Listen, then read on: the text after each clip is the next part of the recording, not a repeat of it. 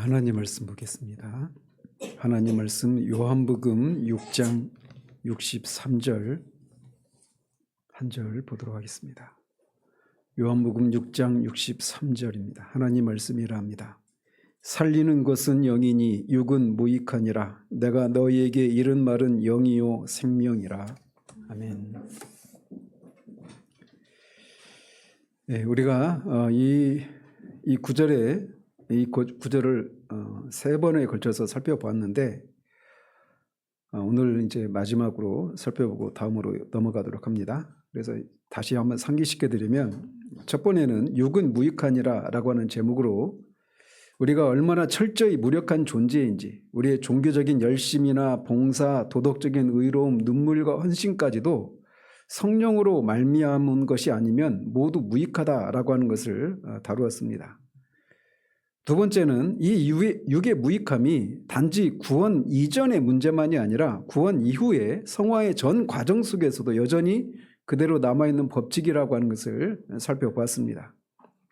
법적으로는 신자는 모두 그리스도와 함께 십자가에 죽은 사람들입니다. 그렇지만 실제로 여전히 우리의 자아가 살아남으려고 하고 주장하고 통제하려 하고 하나님의 영광보다 자기의 영광을 붙잡으려고 하는 이런 자아의 생존 반응이 여전히 우리 가운데 남아있다라고 말씀을 드렸어요.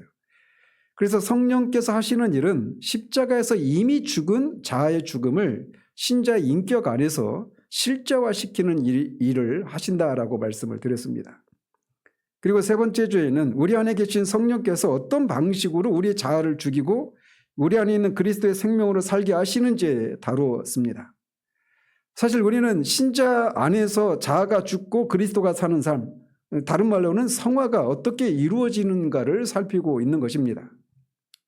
자, 오늘은 마지막으로 살리는 것은 영이니라고 하는 이 한 구절을 성육신과 성령의 내주로 인한 그리스도와의 연합, 그리고 고린도전서 15장 28절에 하나님이 만유 가운데 거하시는 종말의 충만이라고 하는 성경의 거대한 이 구속사적인 구조 속에서 이 문제를 살펴보려고 합니다. 이 큰 구조 안에서 성화를 살피고자 하는 거예요. 사실 성육신, 성령의 그 내주하심으로 말미암은 그리스도의 연합, 또 고린도전서 15장 28절에 하나님이 만유 가운데서 거하시는, 그래서 종말의 충만, 이것들을 각각 몇 주에 걸쳐서 살펴야 될 큰 주제입니다. 그렇지만 오늘은 숲을 살피는 방식으로 이 세 구조, 즉 성육신과 성령의 내주, 고린도전서 15장 28절에 하나님이 만유 안에 거하시게 된다라고 하는 이 큰 구조 속에서 자아를 죽이고 그리스도가 사시는 삶에 대해서 살펴보고자 합니다. 아마 여러분들은 이런 거를 한 번도 들어보지 못했을 겁니다. 근데 우리 앞에 있는 그런 개혁주의 신학자들이 이 얘기를 안 했느냐? 했어요. 근데 우리 시대가 이것을 놓치고 있다는 겁니다. 신자의 삶은 성육신에서 시작되어 성화로 이어지고 종말의 충만으로 완성되는 하나의 거대한 구속사적인 흐름 속에 놓여 있습니다. 이 큰 흐름 속에 이 땅에서의 신자의 삶이 의미를 갖는 거예요. 그런데 이 흐름을 벗어나서는 신자의 삶을 바르게 설명할 수도 없고 실제적으로 경험할 수도 없습니다. 왜냐하면 하나님께서 이루시는 구원의 모든 역사, 성육신과 십자가의 죽으심과 부활과 승천과 성령의 강림, 이 모든 것은 하나의 목적, 곧 하나님이 만유 안에 충만하게 되시는 종말의 영광을 향해 있기 때문에 그렇습니다. 예수님이 하나님의 아들이 성육신 하시고 십자가에 죽고 부활하시고 승천하시고 성령을 보내시고, 그리고 이 모든 일들이 다 고린도전서 15장 28절에서 말하고 있는 이것을 이루기 위해서 연속된 그런 과정 가운데서 일어난 일이에요. 그래서 이 큰 구도 속에서 거듭난 신자가 어떻게 살아야 되는가, 이거를 큰 이 숲 안에서 그 나무에 해당되는 그 삶을 살펴야만 신자의 삶을 바르게 이해할 수 있단 말이에요. 그리고 그런 구조 속에서 성화를 살펴야만 잘못된 성화론들을 배격할 수 있고 참된 구원의 확신을 가질 수 있게 됩니다. 거듭 말씀드리지만 오늘 살피려고 하는 이 주제들은 하나하나가 몇 주에 걸쳐서 해야 될 것들을 제가 지금 압축해가지고 오늘 다 하려고 해요. 어떻게 보면 저한테는 굉장히 욕심인데 어쨌든 한번 해보려고 합니다. 그래서 먼저 성육신에 대해서 우리가 좀 살펴볼 필요가 있어요. 요한복음 1장 14절에 말씀이 육신이 되어 우리 가운데 거하심에 우리가 그의 영광을 보니 아버지의 독생자의 영광이요 은혜와 진리가 충만하더라. 여기서 말씀이 육신이 되다 해서 이 되다라고 하는 것은 성자 하나님이 육신이 되었어요. 사람이 되셨는데 이게 신성과 원래 하나님이시니까 신성을 가지고 계시지 않습니까? 근데 그분이 인성을 취하셨단 말이에요. 사람이 되셨단 말이에요. 근데 인성과 신성이 어떻게 연합을 이루고 있느냐? 우리가 지금 칼케돈 신조에서 배우고 있죠. 그런데 이게 신성과 인성이 혼합되거나 변화된 것이 아니라 신성은 신성 그대로, 인성은 인성 그대로 한 위격 안에서, 하나님의 위격 안에서 연합되었다라고 말을 합니다. 이게 우리가 살피고 있는 칼케돈 신조에서 말하고 있는 거예요. 그래서 연합의 관점에서 성육신이 어떤 의의를 가지는가를 살펴보면 성육신은 혼합도 변화도 없는 위격적 연합이다라는 겁니다. 즉 신성은 신성 그대로, 인성은 인성 그대로 두 본성이 위격 안에서 연합되었을 뿐 신성과 인성이 섞이거나 바뀌거나 나뉘지 않고 있다는 거예요. 이것이 연합의 근원적인 모델입니다. 그래서 한 사람 안에 하나님이 연합하시는 모델이 성육신이 가지고 있는 의의예요. 그리고 이 성령의 그리고 이제 계속 살펴볼 성령의 내주로 인한 신자와 그리스도의 연합 그리고 종말에 하나님과 피조 세계와의 교통도 이 성육신의 원리를 벗어나지 않아요. 그래서 바빙크는 성육신은 하나님과 인간 창조주와 피조물 사이의 연합이 어떻게 가능한지를 보여주는 원형이다라고 말을 했습니다. 성육신은 단지 그냥 우리를 구원하시기 위해서 오셨다라고 하는 이런 사건 정도의 의미가 아니라는 거예요. 그게 있지만 이것도 큰 구조 속에서 봐야 된다는 겁니다. 그래서 이렇게 성육신하신 그리스도께서는 십자가에서 죽으심으로 우리 죄를 담당하시고 부활하심으로 새 생명의 첫 열매가 되셨습니다. 그리고 승천하셔서 만유 위에 뛰어난 이름을 가지신 분이 되셨어요. 그런데 이 십자가의 죽으심과 부활과 승천 이 모든 사건은 단지 과거의 구속 사건을 넘어서서 종말에 이루어질 하나님의 우주적인 충만을 위한 완전한 기반을 마련한 사건이라는 거예요. 그러니까 종말에 이루어질 고린도전서 15장 28절에 이루어질 그 사건을 위한 필요한 모든 것을 이루신 사건이라는 겁니다. 이 구조 속에서 성육신과 십자가의 죽음과 부활과 승천과 성령의 보내심을 그 구조 속에서 이해를 해야 되는 거예요. 근데 여러분들이 저도 그랬지만 여러분들도 이 구조 속에서 이 각각을 살피지 못하고 이 각각만 살폈던 겁니다. 다시 말해서 성자께서 우리의 구속을 가능하게 만드는 조건만 마련하는 것이 아니라 종말의 충만이 반드시 이루어질 수밖에 없는 모든 근거를 십자가의 성육신과 십자가의 죽으심과 부활과 승천을 통해서 이루셨다는 거예요. 요한복음 19장 31절에 다 이루었다라고 하는 이 말씀 속에는 우리의 구원을 위해서 필요한 모든 일을 이루셨다 이것도 포함되지만 그걸 훨씬 넘어서서 우주적인 이 종말의 충만함을 위한 이 필요한 모든 것을 마련하셨다라고 하는 선언이라는 것입니다. 그러니까 그 선언이 얼마나 큰 의미가 있는지를 조금이라도 짐작하시겠죠. 그래서 죄로 인해 망가진 하나님의 영원 속에서의 계획을 완성하기 위해서 필요한 모든 것을 다 이루셨다라고 하는 그런 의미가 있는 거예요. 우리의 죄를 우리를 구속하시기 위한 그것만을 위한 모든 것을 이루신 것을 넘어서서 그런 의미가 있다라는 겁니다. 자, 이렇게 십자가에서 하나님의 영원하신 뜻, 즉 이제 바로 뒤에 살펴보게 될 고린도전서 15장 28절의 상태, 즉 하나님이 모든 만물 가운데 거하시고자 하시는 이것에 필요한 모든 일을 다 이루시고 부활하시고 승천하셨습니다. 승천하신 후에는 무엇을 하셨습니까? 약속하신 대로 성령을 교회에 보내셨어요. 그래서 교회를 에베소서에서 뭐라고 말하느냐? 교회는 그의 몸이니 만물 안에서 만물을 충만하게 하시는 이의 충만함이니라 라고 말합니다.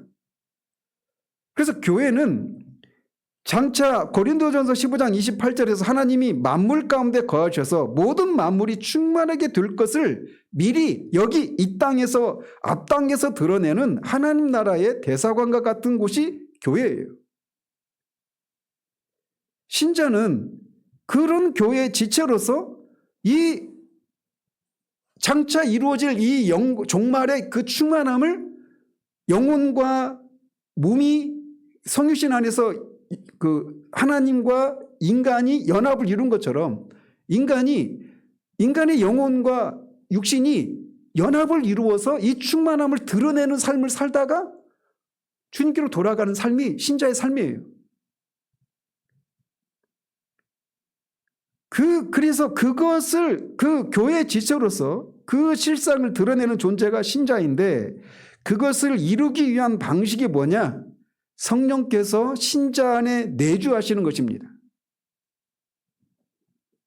한 사람이 구원받는다라고 하는 것은 이런 의미가 있는데, 성령께서는 이것을 위해서 성자께서 완성하신 객관적인 구원을 신자 각자에게 주관적으로 적용하십니다.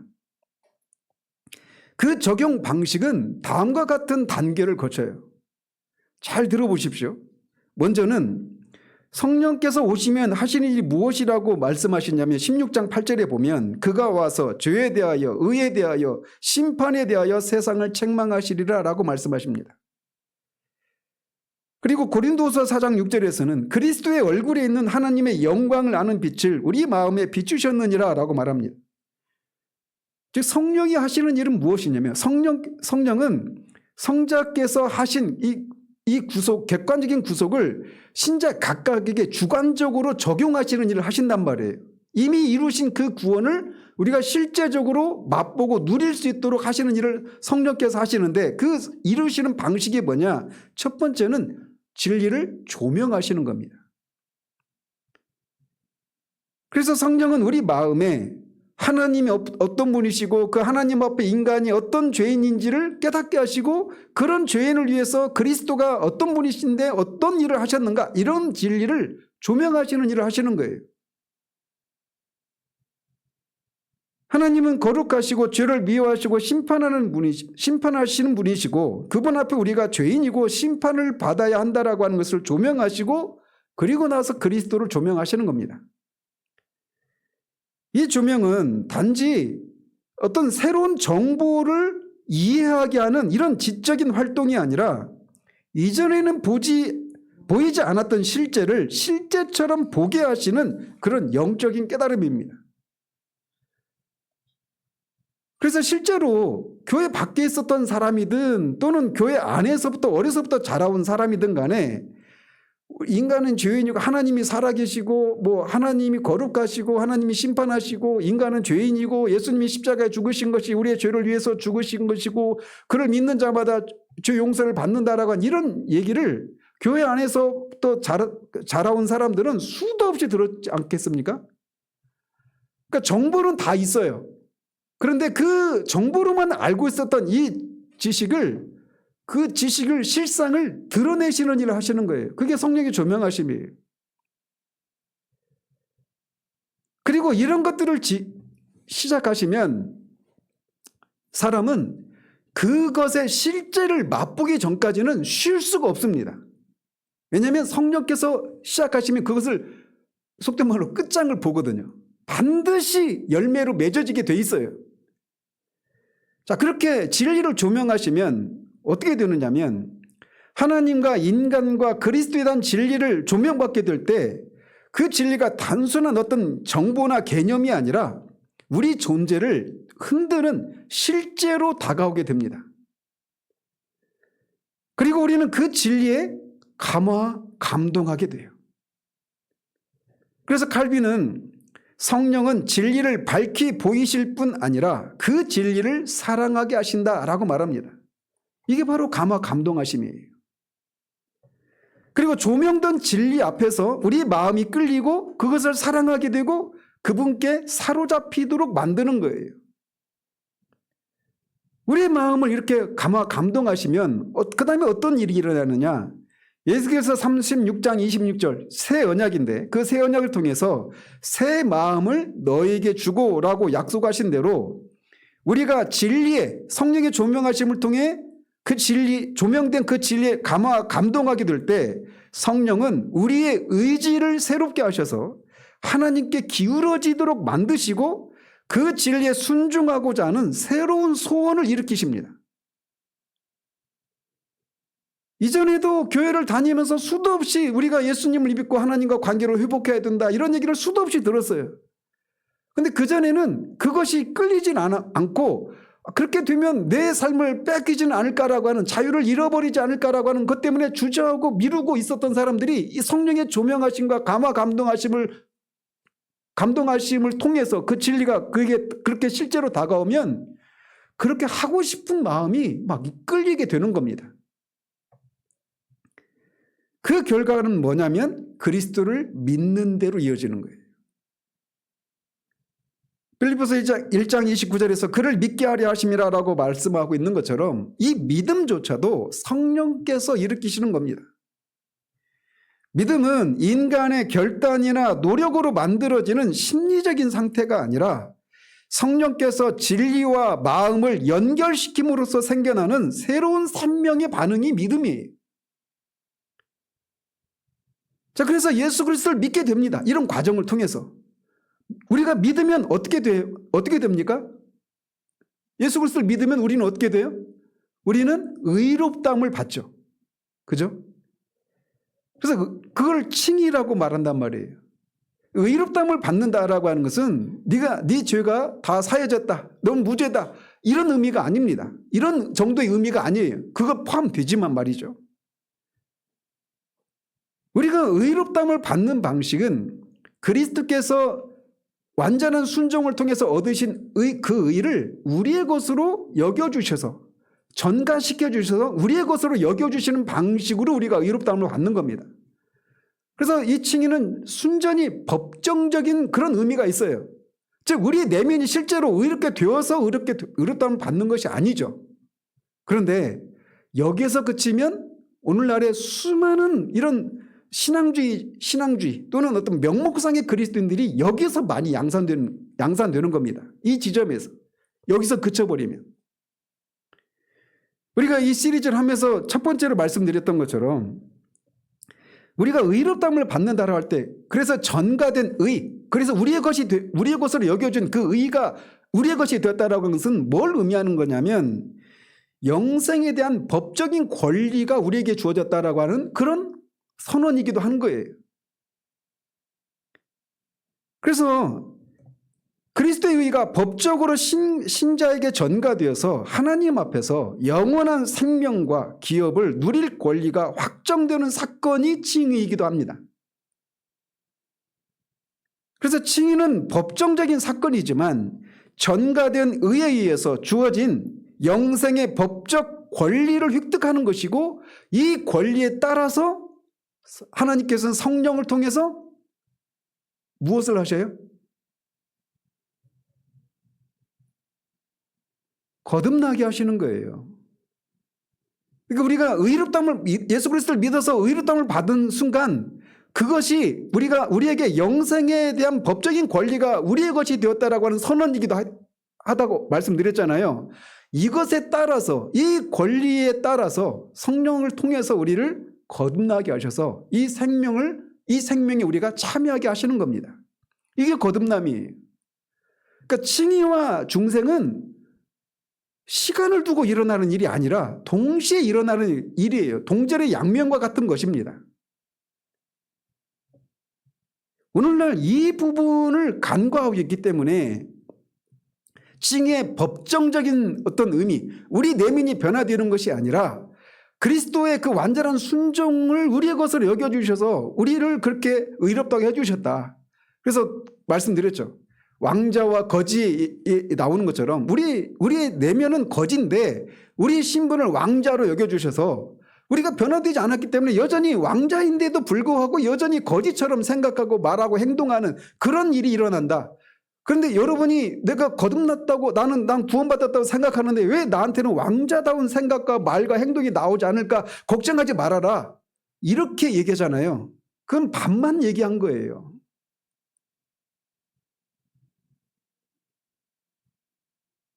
따라서 중생은 칭의의 전제 조건이 아니라 칭의에서 흘러나오는 실제적인 생명의 선물이고 그 결과는 신자가 그리스도 안에 새로운 피조물이 되는 겁니다. 죽었다가 다시 살아난 새 생명을 소유한 그런 새로운 피조물이 되는 거예요. 그게 신자의 참된 정체성입니다. 그리고 이 생명을 통해 성령이 신자 안에 내주하시는 거예요. 그래서 로마서 8장 9절 10절에 만일 너희 속에 하나님의 영이 거하시면 즉 성령이 거하시면 너희가 육신에 있지 아니하고 영에 있나니 즉 이젠 더 이상 우리가 육신에 있지 않고 영에 있어요. 그래서 모든 그리스도인들은 다 영적인 존재입니다. 영적 그리스도인이 따로 있고 육적 그리스도인이 따로 있는 게 아니에요. 모든 그리스도인은 예수 그리스도를 믿으면 의롭다함을 받고 그 의롭다함에 대한 결과인 중생을 통해 생명, 영생이 그 안에 들어오고 성령께서 내주하시기 시작했기 때문에 모든 믿는 신자들은 다 영적인 존재이고 그리스도인은 다 영적인 존재예요. 육적 그리스도인, 영적 그리스도인 따로 구분되는 게 아니란 말입니다. 자, 그런데 10절에서는 그리스도의 영이 없으면 그리스도의 사람이 아니라 또 그리스도께서 너희 안에 계시면 몸은 죄로 말미암아 죽은 것이나 영은 의로 말미암아 살아있는 것이니라 라고 말합니다. 즉 9절에서는 신자 안에 너희 안에 그리스도의 영이 있다. 즉 성령 하나님의 영 그리스도의 영이 있다. 즉 모든 신자 안에는 성령께서 내주하신다 이렇게 말하고 있는데 10절에서는 그리스도께서 내 안에 거하신다 이렇게 말하고 있어요. 그래서 성령이 우리 안에 내주하신다는 사실은 그리스도께서 성령을 통해 우리 안에 내주하시는 거예요. 즉 그리스도의 생명이 우리 안에 성령의 내주와 함께 우리 안에 들어오는 겁니다. 그래서 그리스도인은 다른 존재가 아니라 내가 예수 믿기로 결심을 하고 교회 열심히 다니고 이제 기독교인의 삶을 살아야지 이게 그리스도인이 아니에요. 그리스도인은 죽었다가 새로운 생명을 입고 살아난 사람들입니다. 그리스도인의 정체는 그거예요. 그래서 모든 그리스도인 안에는 그리스도의 생명이 새 생명이 있습니다. 아멘 빨간 버튼 눌러야 될 것 같아요. 그래서 그리스도는 성령을 통해 우리 안에 거하십니다. 이 말은 신성의 실체가 인간 안에 흡수되어 들어온다는 의미가 아닙니다. 즉 다른 말로 말하면 신자가 신이 된다 이런 의미가 아니에요. 그리스도의 성령을 통해서 그리스도의 생명이 신자에게 실제로 적용된다라고 하는 의미입니다. 그래서 중생한 신자에게 성령께서 내주하심으로써 그리스도의 생명이 신자 안에서 실제로 역사하기 시작하는 겁니다. 그리고 이 내주는 감정이 아니라 마음이 뜨거워지고 막 불을 받고 막 이런 것들 그게 본질이 아니에요. 그것이 아니라 인격의 왕좌가 교체되는 사건입니다. 그래서 지금까지는 내가 내 삶의 주인이 되었었는데 예수 그리스도를 믿고 이 새 생명이 우리 가운데 들어오고 성령이 내주하시는 그리고 성령이 내주는 성령이 우리 안에 내주하실 때 그리스도가 성령을 통해 우리 안에 내주하신단 말이에요.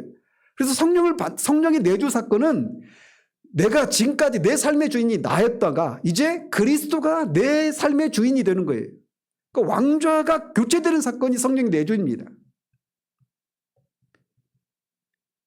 이거는 어떤 특별한 은혜 체험을 한 사람들에게만 해당되는 것이 아니라 모든 믿는 신자는 그가 정말 의롭다움을 받고 거듭난 신자라면 이것은 즉각적으로 이루어지는 일이에요. 내가 거기에 복종하든 복종하지 않든 그거는 차후의 문제이고, 내가 정말 믿는 신자라면 이것을 의미하는 거예요. 내 삶은 더 이상 우리의 것이 아닙니다. 뒤에 14장에 나오는 것처럼 우리가 사나 죽거나 다 주의 것이에요. 그리스도의 피로, 하나님의 피로 우리를 사신받은 사람들입니다.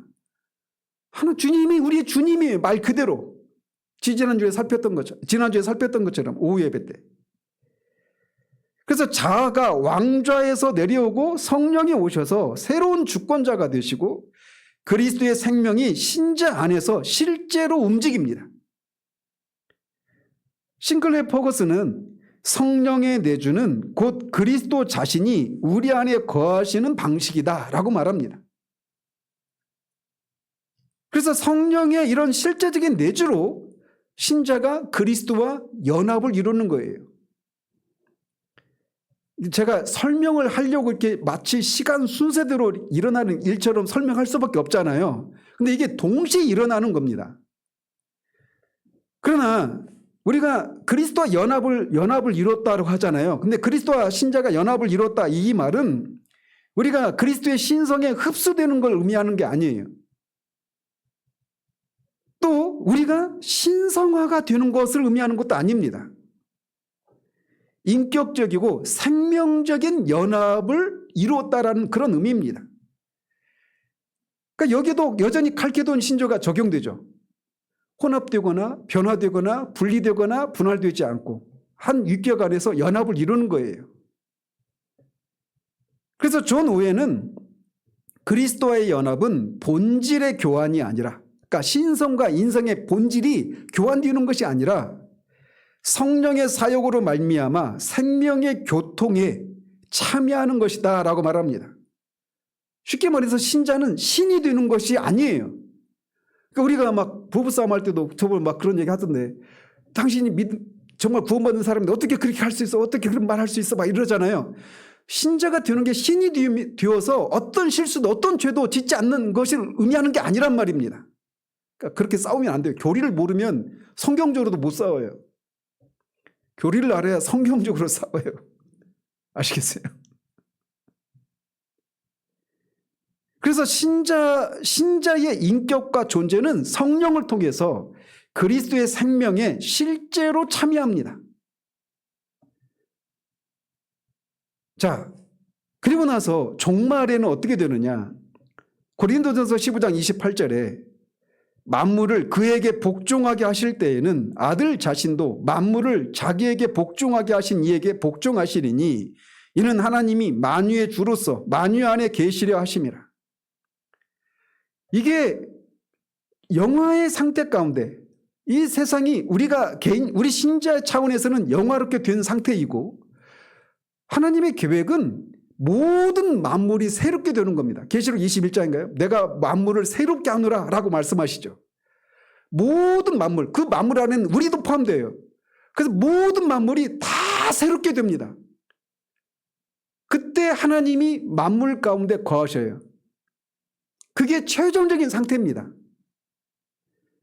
제가 이번 주에도 이걸 가지고 이것만 가지고 살피는데 막 가슴이 터질 것 같아요. 저는 충만이라고 하는 단어, 우리 지성의 이름을 충만이라고 질 뻔했다고 했잖아요. 충만이라고 하는 단어를 생각하면 늘 제 마음에 어떤 눈물들이 있습니다. 어떤 그리움이 있어요. 우리는 충만하면 어떤 막 가득 채워진 이런 상태를 많이 생각하잖아요. 근데 성경에서 말하는 충만은 가득 채워지는 걸 넘어서서 이게 막 계속 위로 막 계속 확장되는 개념의 충만입니다. 그래서 개혁주의자들은 이거를 정적 충만이 아니라 동적 충만이다, 이런 용어를 사용해서 말을 해요.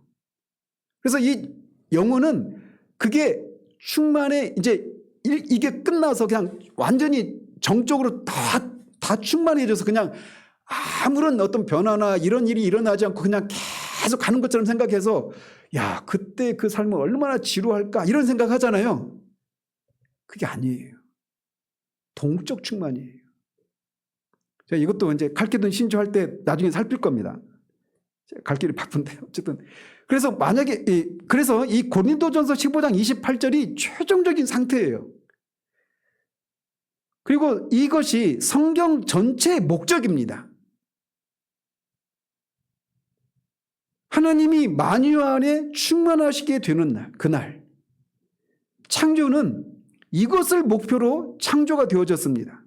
타락은 이것에서의 이탈이고 구속은 이것으로의 회복이고 성화는 이곳을 향한 진행입니다. 따라서 성육신은 이 목적의 시작이고 성령의 내주는 이 목적의 현재적인 미리 당김이고 성화는 이 목적을 향해 신자를 점진적으로 이끌어가는 것입니다. 그런데 여기서 말하는 하나님이 만유 안에 계신다라고 하는 것은 만물이 하나님이 된다는 것이 아닙니다. 그때도 그 상태도 여전히 그리스도 안에서 한 육격 안에 신성과 인성이 혼합되거나 변화되거나 분리되거나 분할되지 않고 연합을 이루는 것처럼 마지막 그때에도 하나님은 하나님으로서 그리고 만물은 만물로서 존재하면서 충만함 가운데 참여하는 겁니다. 그때 모든 만물의 존재 방식이 변화되는 거예요.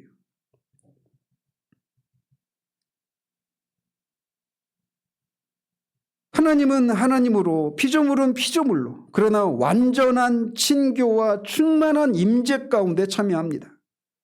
혼합되거나 변화되거나 분리되거나 분할되지 않고 하나님과 모든 피조물이 충만한 가운데 거합니다. 즉 이것은 모든 만물이 하나님이 되는 것을 의미하지도 않고 성령의 충만한 임재 속에서 피조물은 피조물로 하나님은 하나님으로 그러나 완전한 교통과 충만함 가운데 존재하게 되는 겁니다. 이게 성경의 목적이에요. 하나님이 영혼 속에서 계획하신 것이 이것입니다. 그것을 따라서 창조하신 거예요. 개혁주의 전통은 이것을 성령의 충만 속에서의 창조의 완전한 참여 이렇게 이해를 했습니다. 바빙클은 이것을 영광의 교통이라고 불렀어요. 그래서 요약하자면 성육신은 하나님과 인간이 위격 안에서 혼합되거나 변화되거나 분리되거나 분할 없이 연합을 이루는 것이고 성령에 의한 신자와 그리스도의 연합은 그리스도의 생명이 성령을 통해 신자 안에 실제로 역사하되 인격적인 참여이고 본질적인 어떤 혼합이 이루어지는 것이 아니라는 것입니다. 그리고 종말의 충만은 하나님이 만유 안에 계시는 것인데 만물이 하나님이 되는 것이 아니라 성령의 충만 안에서 그리스도를 통해 하나님의 영광에 완전한 방식으로 참여하는 상태를 말하는 겁니다. 따라서 성육신과 성령의 내주와 종말의 충만과의 관계는 이렇게 정리될 수 있어요. 성육신은 연합의 원형으로서 한 사람 안에 하나님이 연합을 이룬 사건입니다. 이에 비해서 성령의 내주는 이 연합이 확장된 거예요. 그리고 종말의 충만은 모든 피조물로 확대되어서 이 연합이 완성을 이룬 상태가 종말의 충만입니다. 그래서 성육신, 성령의 내주, 이 종말의 충만 이게 다 연결되는 거예요. 그리고 그 모든 연합은 혼합도 변화도 분리도 분할도 없이 오직 성령의 충만 가운데서 그리스도를 통해서 하나님의 영광에 참여하는 방식으로 이루어지는 겁니다. 그래서 성육신, 성령의 내주, 만물의 충만 이 큰 구조를 가지고 성화를 살펴봐야 되는 거예요. 오늘 살피려고 하는 게 이건데 이제 어떡합니까? 그래서 제가 오늘 살피려고 하는 핵심은 자아를 죽이고 그리스도가 사는 삶, 즉 갈라디아서 2장 20절에서 사도 바울이 내가 그리스도와 함께 십자가에 죽었나니 이제는 내가 산 것이 아니요 오직 내 안에 그리스도께서 사신 것이다. 이 사도 바울의 고백이 사도 바울만의 고백이 아니라고 했잖아요. 모든 신자들의 고백입니다. 그리고 이 삶을 살아내는 과정이 성화예요. 이 삶을 살아내는 과정에서 자아를 죽이고 그리스도의 생명이 우리 안에 계신 그리스도의 생명이 나타나는 삶 이게 성화예요. 다른 게 아닙니다. 근데 이 삶을 성육신과 성령의 내주와 종말의 충만이라고 하는 이 구조 속에서 살펴야만 성화를 바르게 이해할 수 있다는 거예요.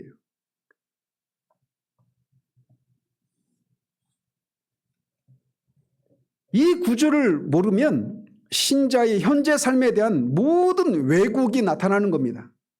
그래서 잘못된 성화론, 정적주의, 수동주의, 신율주의, 율법주의, 율법폐기주의, 신앙주의, 이와 같은 잘못된 성화론이 여기서 나오는 거예요. 이 구조를 모르거나 이 구조와 간에 서로 어떻게 연결되어 있는지 이것을 모르는 데서 이런 오류들이 발생하는 거예요. 사실 이 하나하나만 가지고도 한 주 내지는 2주씩 해야 될 주제들인데 제가 이걸 한꺼번에 하니까 제가 막 마음이 되게 조급한데 오늘 조금 밥 늦게 드십시다. 자, 그래서 그렇다면 신자 안에 거하시는 성령께서는 어떻게 성화를 이루실까요? 다른 말로는 자아가 죽고 그리스도의 생명이 나타나는 삶, 혹은 그리스도가 사시는 삶이 어떻게 이루어질까요? 성화를 이루는 방식에서 주체는 누구실까요? 성령이십니다. 그런데 성령께서 신자 안에 계신 성령께서 신자의 그 성화의 삶을 살아가는 데 있어서 일하시는 방식은 죄인이 회심에 이르는 과정을 확대하고 심화시킨 겁니다. 앞에 말씀드렸죠. 성령께서 어떻게 그리스도께서 객관적으로 이루신 그 구속사역을 우리에게 적용하시기 위해서 성령께서 보내심을 받으셨다고 그랬잖아요. 그때 그 일하시는 방식이 뭐예요? 첫 번째, 조명하십니다. 이거를 잘 염두에 두십시오. 그래서 성령은 회심시에 하셨던 방식, 즉 조명과 감동과 의지를 새롭게 하셔서 믿어서 구원에 이르게 하시는 것처럼 이제 성화의 과정에서는 진리를 조명하시고 감동하시고 의지를 새롭게 하셔서 순종을 하게 하는 방식으로 일하시는 겁니다.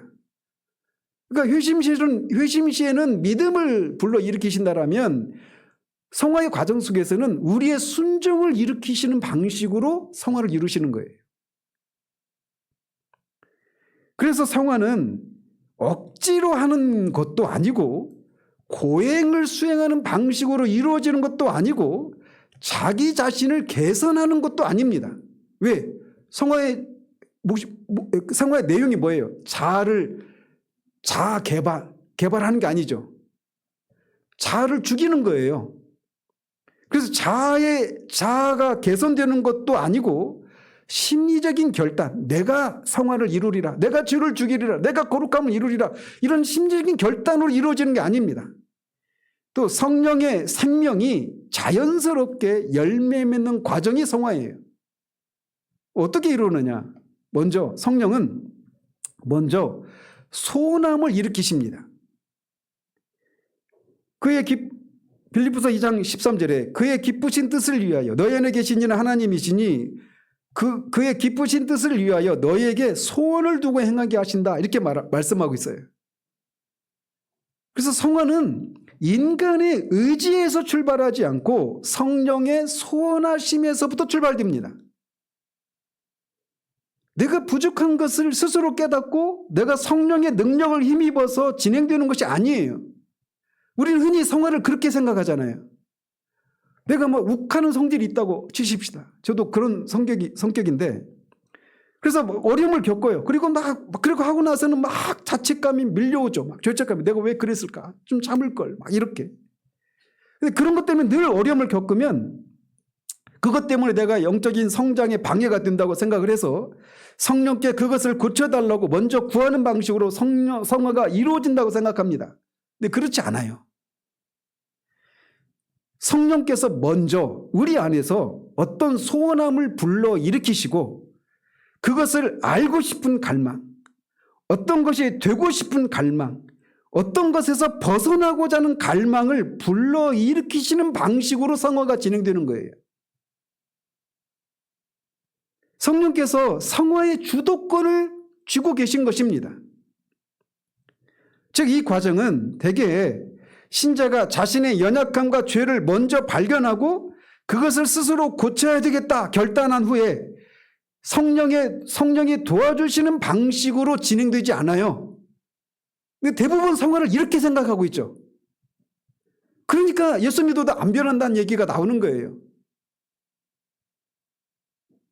그것이 아니라 성령이 먼저 우리의 마음속 깊은 곳에서 어떤 진리에 대한 강렬한 소원을 일으키십니다. 이게 성화의 시작이에요.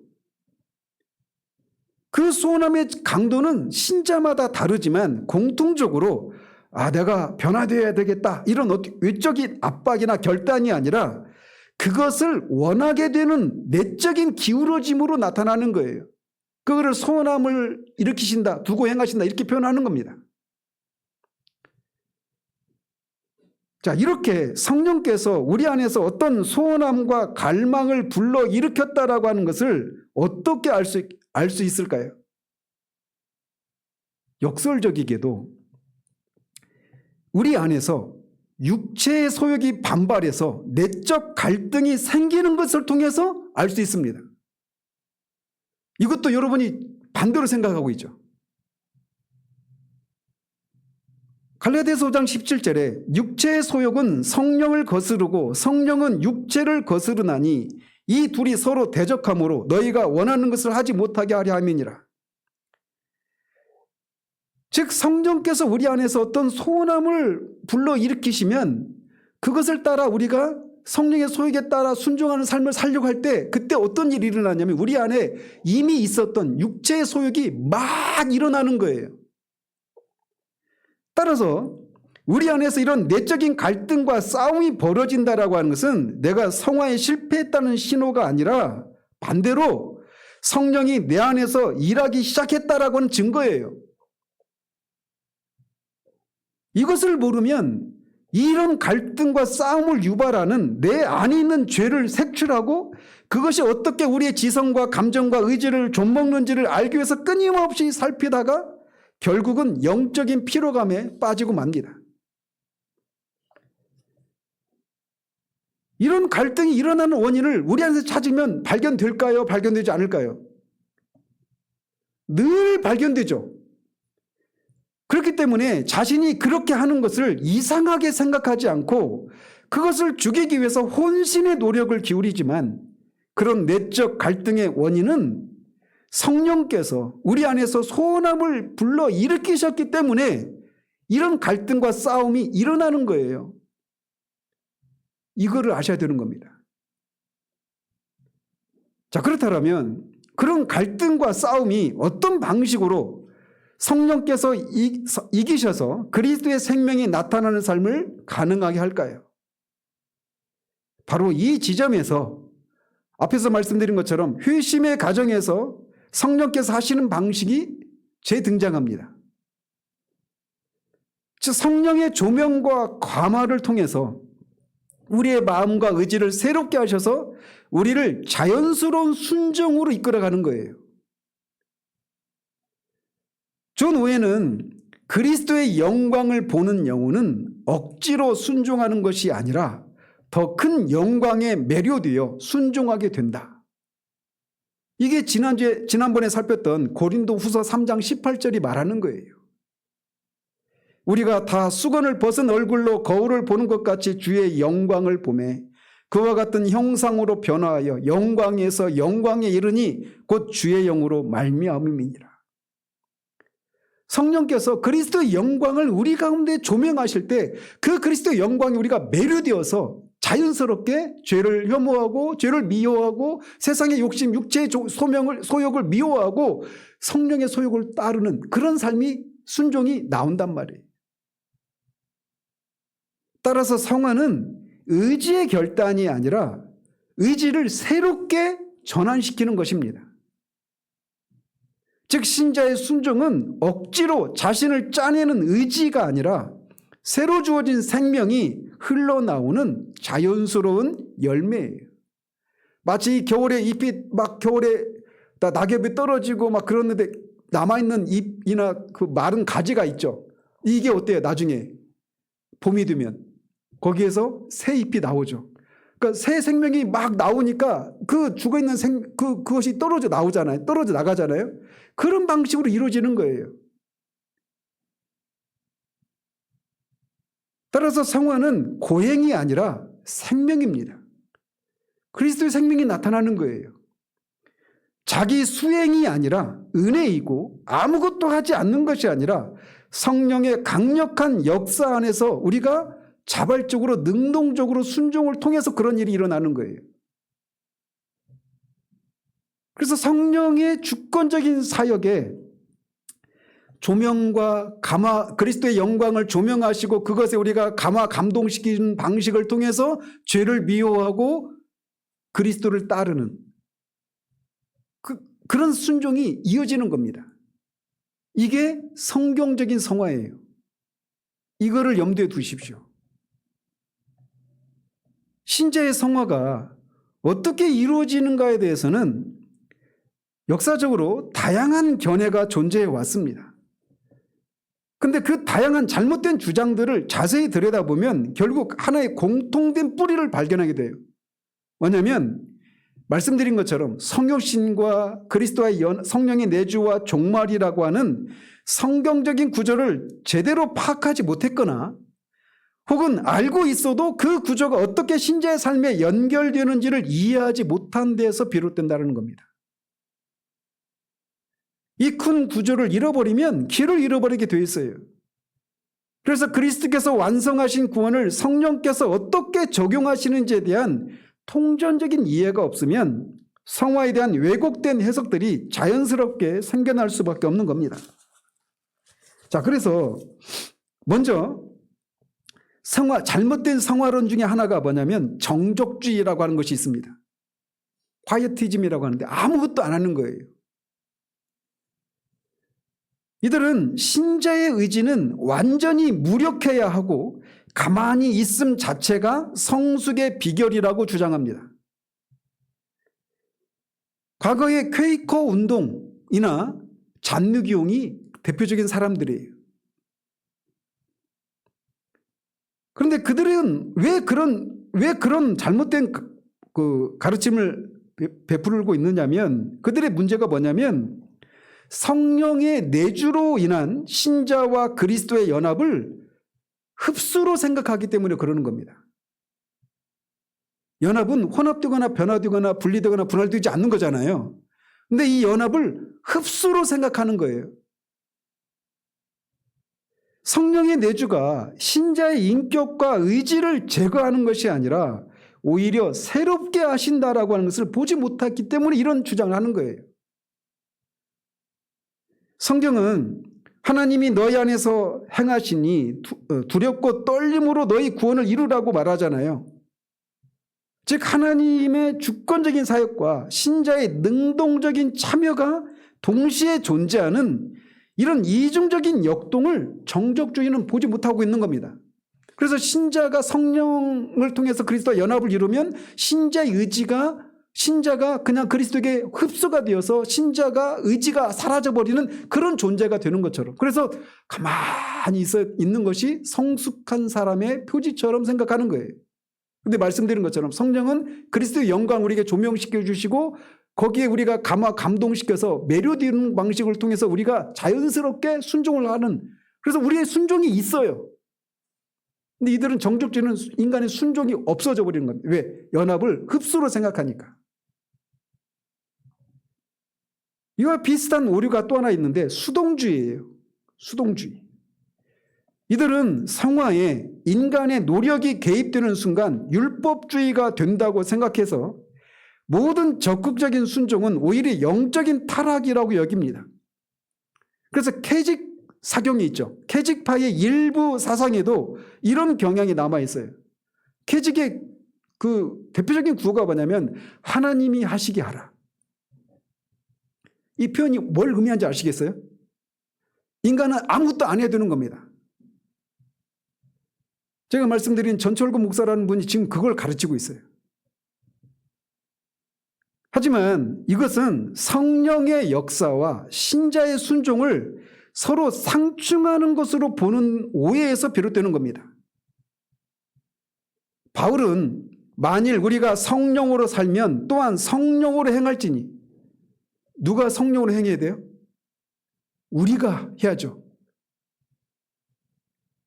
성령이 살리시는 것이 사실이지만 신자는 그 능력을 따라서 능동적으로 살아가는 존재입니다. 수동주의는 성령의 소욕과 신자의 순종이 함께 작동하는 연합의 질서를 이해하지 못한 결과로 나오는 거예요. 또 다른 오류가 있다면 율법주의입니다. 이 수동주의와 정반대 지점이 있죠. 그래서 인간의 노력과 규범 준수를 통해서 성화를 이룬다 이 생각하는 거예요. 그래서 하나님께서는 그런 순종에 대한 보상으로 은혜를 주신다 이렇게 생각합니다. 이것은 로마 카톨릭의 공로 사상이나 알미니안주의와 같은 신인 협력주의에서 나타나는 특징입니다. 그들이 왜 그런 주장을 하느냐? 그들의 문제는 성육신의 선행적인 은혜를 지워버리는 것에 있습니다. 하나님이 사람이 되신 거예요. 하나님이 우리 가운데 은혜로 임하셔서 우리를 구원하시는 겁니다. 우리가 하나님께로 이르는 것이 아니라 하나님이 우리에게 오신 거예요. 근데 율법주의는 내가 내 노력으로 하나님께 이르려고 하는 시도잖아요. 그러니까 성육신이 의미하는 바를 모르면 율법주의가 나오는 겁니다.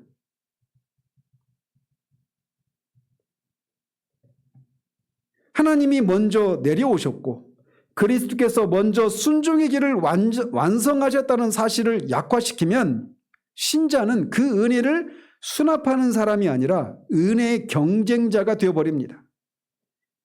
칼빈이 말한 대로 성화는 칭의에서 흘러나오는 열매이지 칭의를 얻기 위해 올라가는 사다리가 아닙니다. 율법주의는 이것을 거꾸로 생각한 데서 오는 거예요. 자, 율법주의의 반대로 은혜만을 강조하다가 성화를 무시하게 되는 오류가 있습니다. 이게 뭘까요? 율법주의 반대라고 생각하는, 근데 사실은 반대가 아닙니다. 이란성 쌍둥이라고 그랬죠. 그게 뭐예요? 율법 폐기주의예요.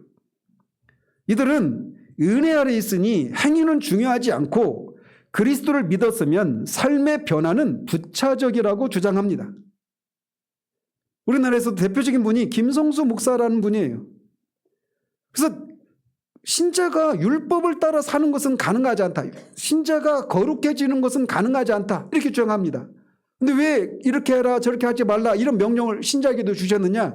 그거를 지킬 수 있어서 하라고 하신 것이 아니라 그거를 지키려고 해봐야 우리가 할 수 없다는 것을 깨닫고 우리 인간은 아무것도 할 수 없는 존재구나. 그런데 이런 우리를 하나님이 아들을 보내주셔서 십자가에 죽게 하시고 다시 사시는 것을 통해 우리를 구원하셨구나. 이 사실을 깨닫도록 하기 위해서 그런 명령을 주셨다고 생각해요.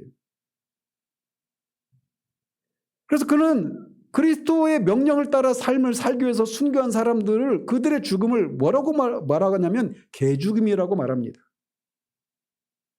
쓸데없는 짓을 한 거죠.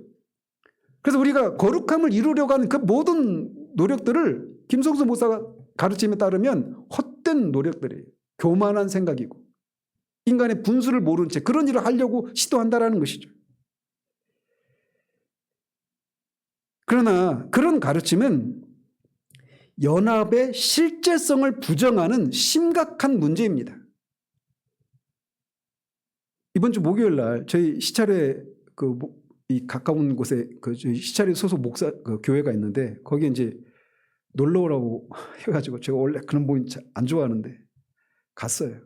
근데 그 중에 한 분이 이 김성수 목사의 가르침에 경도돼 있어요. 그거를 굉장히 좀 프라이드도 느끼는 것 같아요. 그래서 제가 1시간 반 이상 목사님하고 토론을 했어요. 우리 교회에서 하는 얘기 거기서 다 했습니다.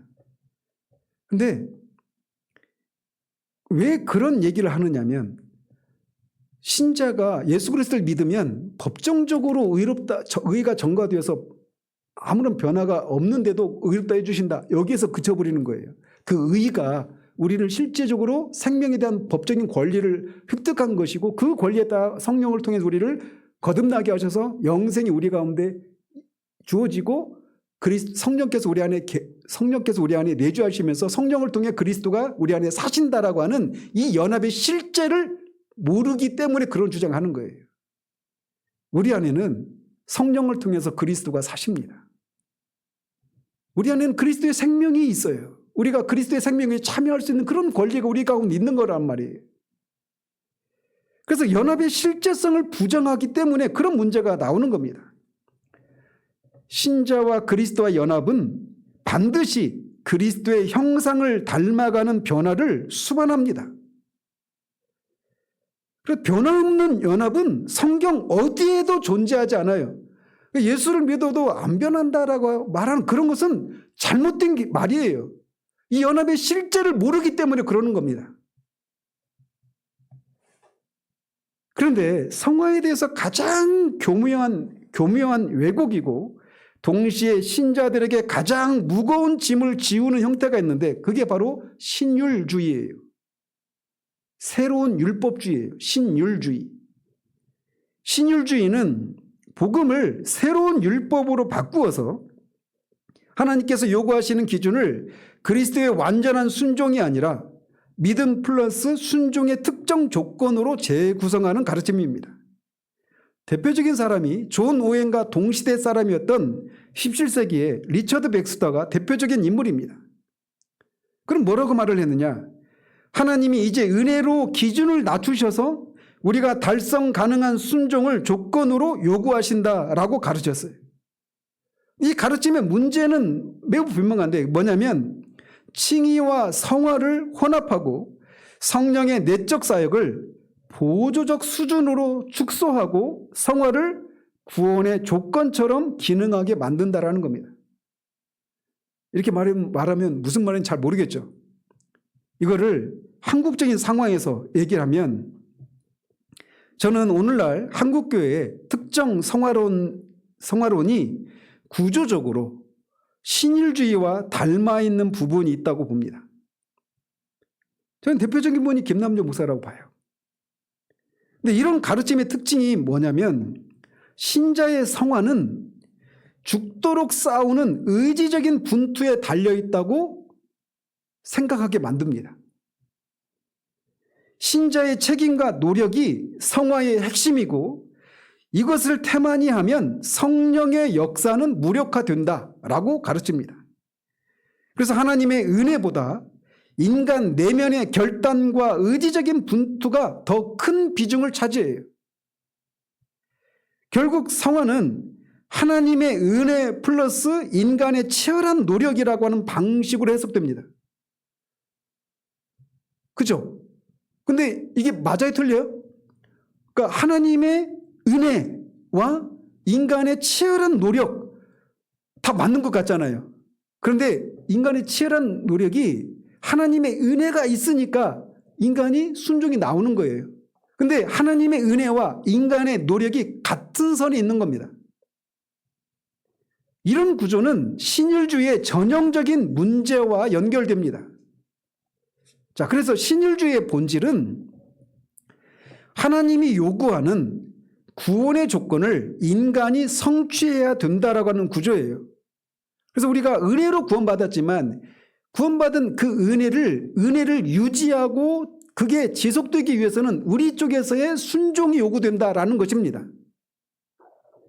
그래서 죄와 죽음의 죄와 은혜의 지배라는 책에서 신자 안에 있는 경건은 은혜의 선물, 은혜의 산물이면서 또 그 은혜가 유지되는 뭐라고 했더라? 아무튼 그런 식의 비슷한 얘기를 하거든요. 그래서 오늘날 한국교회 신율적인 성화론도 실제 적용 단계에서 인간의 의지와 결단, 분투가 성령의 사역보다 앞서거나 더 크게 강조됩니다. 신자가 의지를 발휘할 때 성령은 보조적으로 돕는 방식으로 성화를 이루어간다고 생각해요. 제가 볼 때는 꼭 그뿐만이 아니라 우리 시대에 깨어있고 신실하고 열심을 가지고 살고 있는 그런 성도라고 하는 사람들의 대부분이 이런 생각 갖고 있다고 생각해요. 그래서 내가 거룩해지려고 하는 앞에서도 말씀드린 것처럼 내가 이런저런 어떤 죄가 있고 연약함이 있고 이것을 내가 극복해야 되고 이것 때문에 내가 영적인 성장이 더디 이루어지고 이런 것 때문에 고통을 받은 세월이 오래니까 이거를 이제 정말 성령의 능력을 힘입어서 극복하고 말리라. 그래서 성령의 은혜와 능력이 내 의지를 돕는 방식으로 그렇게 역사하는 거예요. 순서가 바뀌어버렸죠. 이 순서의 문제가 아무것도 아닌 것 같지만 그것이 신율주의로 빠지느냐, 성경적인 성환으로 생명을 정말 그리스도의 생명이 나타나는 삶을 살아내느냐, 이 차이를 갈라내는 거예요.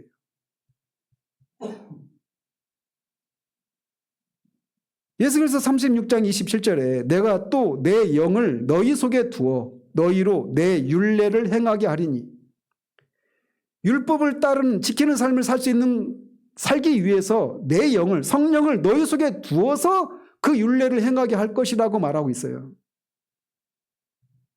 그래서 순종을 일으키시는 주체는 앞에서 말씀드린 것처럼 성령이십니다.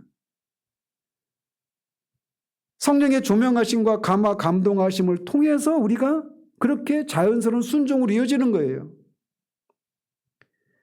또 성령에 의한 연합은 그리스도의 생명이 신자 안에서 실제로 역사하는 것이지, 신자가 죄를 이기기 위해서 치열하게 수행하는 정신적인 고행이 아닙니다. 신율주의적인 성화는 신자의 내적 갈등과 자기 깨어짐을 강조합니다. 그건 자기 깨어진 책도 있죠. 그렇지만 그것이 자칫 성화는 자기 수행이다라는 방식으로 전개가 돼요. 그러나 존 오웬은 죄를 죽이는 것은 고행의 결단이 아니라 그리스도의 생명이 신자를 통해 역사하는 것이다 라고 말을 했습니다. 즉 자신을 깊이 파헤치고 처절하게 싸워서 깨지지 않으면 성화가 이루어지지 않는다는 신율주의적인 가르침은 결국 연합의 생명을 약화시키고 성화를 의지적인 숙련처럼 만드는 오류가 있단 말이죠. 신율주의적인 성화론은 공식적으로 조건적인 칭의를 가르치지 않습니다. 그러나 사실상 신자의 성화 수준이 신자의 영적인 안전을 결정하는 구조로 가르쳐져요. 그래서 내가 어떻게 죄를 죽이는 순종을 하느냐에 따라서 하나님과의 친밀함을 누리느냐 누리지 못하느냐가 결정된다고 가르치고 그렇게 생각하는 거예요, 사람들이. 그래서 성화되지 않으면 구원이 위험하다. 죄와 싸우지 않는다면 당신은 구원받지 못했다. 하나님은 거룩함에 따라 관계를 달리하신다. 죄를 죽이는 데 실패하면 하나님은 나를 사랑으로 대하지 않으신다. 따라서 하나님과 사랑의 관계를 누리기 위해서는 죄를 죽이고 거룩함을 이루는 일에 열심을 내어야 한다. 언뜻 맞는 말 같지만 하나님의 사랑이 죄를 죽이는 것이지 죄를 죽였기 때문에 하나님의 사랑이 임하는 구조가 아니란 말이에요. 이런 메시지는 듣는 성도들로 하여금 내가 얼마나 성숙했는가가 하나님과의 관계를 결정한다는 공포 속으로 밀어넣습니다. 바로 이것이 신율주의의 전형적인 열매예요. 그리고 이런 가르침 안에서는 결코 쉼이 없습니다. 또 성화는 종말의 영광을 향한 여정이지만 신율주의적인 성화로는 신자의 현재 의지와 싸움에 거기에 초점을 두고 있기 때문에 성화의 종말론적인 방향성보다는 현재의 내면 수행이 더 강조돼요.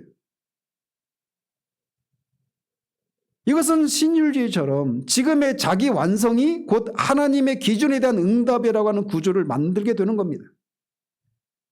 그런데 바비크는 이렇게 말을 했어요. 성화는 종말의 영광을 향한 차별이며 자기 완성을 향한 수행이 아니다.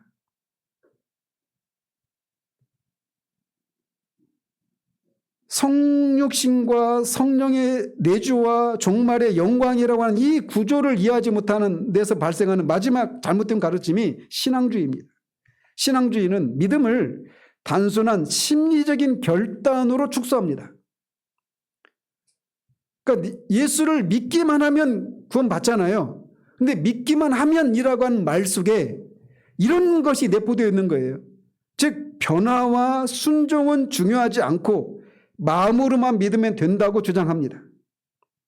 그래서 오늘날의 복음주의 결신주의, 대표적으로 사형리의 그런 그것을 따라 뭐라고 하죠? 무슨 기도라고 하죠? 영접기도. 그러니까 결신을 하면 어떤 결신주의, 이런 오류를 반복하는 거예요. 그러나 이것은 왜 이런 일이 나오느냐? 종말의 목적론을 잃어버린 결과 때문에 이런 게 나오는 겁니다. 믿음은 구원의 전부가 아니라 그리스도와의 연합으로 들어가는 통로이고, 연합은 반드시 그리스도의 형상을 담는 곳으로 나타납니다. 야고보가 말하듯 행함이 없는 믿음은 죽은 것이에요. 따라서 이런 모든 왜곡된 성화론들은 서로 정반대처럼 보이지만 실상은 성육신과 성령의 내주와 종말의 충만이라고 하는 이것을 모르는 데서 나오는 거예요. 그래서 언뜻 보면 율법주의에 대인 사람은 율법 폐기주의가 그 답인 줄 압니다. 그래서 뭐 하나님이 이끄신다, 너무 잘 믿으려고 열심을 내지 말아라, 막 그런 말에 굉장히 위로를 받습니다. 그렇지 않아요? 방 집사님 웃으시는데 다 심리 그렇게 돌아가는 거예요. 그러니까 율법주의나 신율주의에 대인 사람들은 어떤 율법 폐기주의, 실천적인 측면에서의 율법 폐기주의나 또는 어떤 수동주의나 이런 데로 막 가는, 거기에 매료되는 거예요. 그렇지만 이 모든 오류들은 실제로는 하나의 뿌리에서 나옵니다. 그것은 바로 성육신, 성령에 의한 그리스도와의 연합, 그리고 종말의 충만이라는 거대한 구조를 잃어버린 데서 비롯되는 거예요. 무슨 말이냐? 성육신을 잃어버리면 어떤 주의가 생겨날까요? 율법주의가 생겨나는 거예요. 내가 하나님께 올라가려고 하는 시도를 하는 거예요. 하나님이 우리에게 내려오셨잖아요. 그러니까 율법주의는 성육신을 잃어버리면 율법주의가 생기는 겁니다. 연합을 잃어버리면 뭐가 나올까요? 신앙주의와 율법 폐기주의가 나오는 겁니다. 신앙주의나 율법 폐기주의는 그 연합을 통해서 실제로 우리 그리스도의 생명이 우리에게 나타나잖아요. 근데 신앙주의나 율법 폐기주의는 일단 우리가 믿으면 그걸로 끝난다라고 하는 생각을 갖고 있잖아요. 그러니까 이게 신앙주의와 율법 폐기주의는 연합을 잃어버린 결과 때문에 나오는 겁니다. 또 연합을 오해하면 정적주의와 수동주의가 생기는 겁니다. 또 종말의 목적론을 지워버리면 신앙주의가, 종말을 조건화하면 신율주의가 생겨나는 겁니다. 그러나 이런 성육신과 성령의 내주와 종말의 충만이라고 하는 이 구조 안에 서면 모든 왜곡이 사라집니다. 왜냐하면 신자의 삶은 인간이 스스로 무엇을 만들어내는 여정이 아니라 그리스도께서 완성하신 구속을 성령께서 실제로 적용하시고 그 생명이 자연스러운 순종의 열매로 드러나는 삶이기 때문입니다. 그런데 우리 중에도 그런 분들이 계셨던 분도 있어요. 뭐냐면 정말 우리가 예수 그리스도를 믿으면 그 믿음이 진짜인지 아닌지는 반드시 성화의 열매로 나타나죠. 성경이 말한 바에 따르면.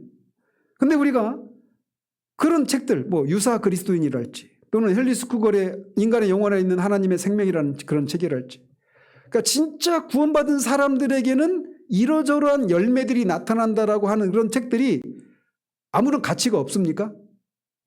아니죠. 가치가 있습니다. 근데 이제 문제는 그런 책들을 읽고 사람들이 혼란을 겪는 거예요. 왜냐하면 그런 책들을 읽고는 나는 여기서 진짜 구원받은 사람들에게서 나타난 이런저런 삶의 열매들이 없는 것 같아. 그러니까 나는 구원받지 못한 것 같아. 여기서 이제 어려움을 겪는 겁니다.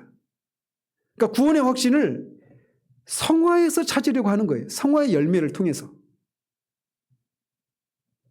내가 충분히 변화되었는가? 내 열매가 적지 않은가? 내가 이번 주에도 흔들렸으니 확신이 줄었다.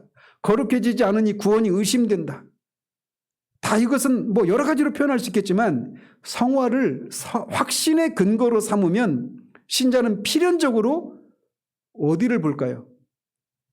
자기 자신을 보죠. 자기 밖에 있는 그리스도가 아니라 자기를 보는 거예요. 그래서 필연적으로 자기 안을 들여다보는 내면 분석 종교가 되고 맙니다. 그 결과는 언제나 다음과 같은 대로 귀결되고 말아요. 끝없는 절망, 자기 검열, 자기 의로 미끄러지는 것, 영적 불안의 중독 상태에 빠집니다. 그래서 마치 거기에 이르지 못한 자신을 인해서 애통해하고 죄책감을 느끼고 막 이런 게 마치 내가 살아있는 것처럼 착각하는 거예요. 그걸 영적인 중독 이렇게 표현하기도 합니다. 그런 상태를. 그리고 성화의 속도에 따라서 어떤 때는 확신이 막 상승하기도 하고 하락하기도 하고 이런 거를 계속 왔다 갔다 하는 거예요. 하지만 성경은 확신을 성화에서 찾으라고 하지 않습니다. 성경이 말하는 확신의 근거는 단 하나예요. 내가 그리스도 안에 있는가? 성령이 우리 안에 거하시는가? 즉 확신은 성화의 열매에서 오는 것이 아니라 성령의 내주와 그분이 일으키시는 생명의 법에서 옵니다. 성화는 확신을 만드는 원인이 아니라 확신을 가진 사람에게 나타나는 자연스러운 열매입니다. 그래서 내가 구원받은 것을 확인하는 방법은 내 안에 이런 성화의 열매가 얼마나 있느냐 없느냐 이걸 가지고 따지는 것이 아니라 내 밖에서 나를 구원하시기 위해서 십자가에 죽으시고 다시 사신 예수 그리스도를 바라보는 것을 통해서 내가 구원에 이르는 겁니다. 그리고 이 성화의 열매가 내 안에서 계속 풍성해지는 길 역시 그리스도의 영광을 바라보는 거예요. 그래서 회심의 과정이나 성화의 과정은 하나의 공통된 특징이 존재하는데 그리스도를 바라보는 것입니다. 그를 바라볼 때 회심에 이르고 그의 영광을 바라봄으로 성화가 이루어지는 거예요. 오늘 주님은 살리는 것은 영이니라고 말합니다. 그리고 이 말씀은 성육신과 성육신과 성령의 내주와 만유의 충만 이 세 선언으로 완성이 됩니다. 성육신은 하나님이 내려오신 은혜의 시작입니다. 성령의 내주는 그리스도의 구원을 신자 안에 실제로 적용하시는 생명의 역사이고 고린도전서 15장 28절의 모든 28절은 구원의 목적인데 하나님이 만유 안에 충만하게 하시는 종말의 완성입니다. 이 구조 안에서만 성화는 왜곡되지 않고 성령의 생명이 자연스럽게 열매로 나타납니다. 그래서 성령의 빛이 비추면 자아는 무너지고 그리스도가 나타나고 신자는 성령의 생명의 법 아래서 자연스러운 순종의 리듬을 살아가게 되는 겁니다. 그러므로 우리는 회심의 과정에서도 마찬가지고 성화의 과정에서도 마찬가지고 끊임없이 이렇게 성령께서 이렇게 진리를 우리에게 조명해 주시고 감동시키는 이런 은혜의 수단 앞에 우리가 나아가야 되는 거예요. 그러면 또 이렇게 돌아가지고 우리는 이런 말을 들으면 내가 열심히 기도하고 열심히 성경 읽으면 내가 거룩함을 이루겠구나. 그런데 그런 소원함을 불러일으키신 분도 하나님이시고 그렇게 나갈 때 진짜 거기에서 조명하시고 감동시키시는 분도 성령이십니다. 그것이 우리가 이 땅에서 성화 열매를 풍성하게 맺고 그 안에서 참된 쉼과 안식을 누릴 수 있는 하나님이 정하신 길이에요. 성령의 조명하심과 감동하심이 있을 때 우리 안에서 자연스러운 순종이 나타나는 겁니다. 그것을 우리 안에 그리스도의 생명이 있다라고 하는 것을 나타내는 것을 다양한 삶의 자리에서 다양한 사람의 그런 삶을 살아내는 것을 통해서 하나님이 그리스도를 통해 사신 일의 영광을 드러내다가 가는 삶이 성도의 삶이에요. 이런 은혜가 성육신을 통해서 시작이 되고 성령의 내주를 통해 이게 확장이 되고 종말의 충만해서 완성이 됩니다. 이 모든 일이 하나님으로 말미암은 거예요. 기도하겠습니다. 하나님 아버지, 참으로 이 한편의 설교로 다 담을 수 없는 방대한 내용들을 이 아침에 주마 간상격으로 하나님 살펴보았습니다. 하나님, 성육신과 성령의 내주와 종말의 만물의 충만함이라고 하는 이 구속사의 큰 구조 속에서 자아를 죽이고 그리스도의 생명이 나타나는 이 성화의 삶을 살아내는 그 진리를 우리가 더 선명히 이해하고 아는 우리들 될 수 있도록 도와주시기를 원합니다. 정말 그 안에서 정말 우리가 너무나도 잘못된 가르침이 다양한 방법으로 우리에게 영향을 끼치고 있어서 우리도 여전히 그 상흔들이 우리 가운데 남아 여전히 성령께서 하시는 방식이 아니라 즉 그리스도의 영광을 우리 가운데 조명하시고 그 영광에 우리가 매료되어 자연스럽게 순종으로 이어져가는, 그래서 그리스도의 생명이 자아가 죽고 그리스도의 생명이 나타나는 이 성화를 기쁨이 아니라 참으로 수행을 하는 것처럼, 고행을 하는 것처럼, 자기 의지와 결단으로 이루어지는 것처럼, 그리고 성령이 그런 일들을 하는 우리를 돕는 보조하는 역할을 하시는 분인 것처럼 생각해서 쉼이 없는 그런 삶을 살아가는, 성령으로 시작했다가 육체로 마치는 그런 우리를 범하는 우리들 되지 않기를 원합니다. 진리를 정말 더 선명히 우리 가운데 조명해 주시기를 소원합니다. 그래서 그 안에서 참된 자유를 누릴 수 있도록 도와주시기를 원합니다. 예수 그리스도 이름으로 기도합니다. 아멘.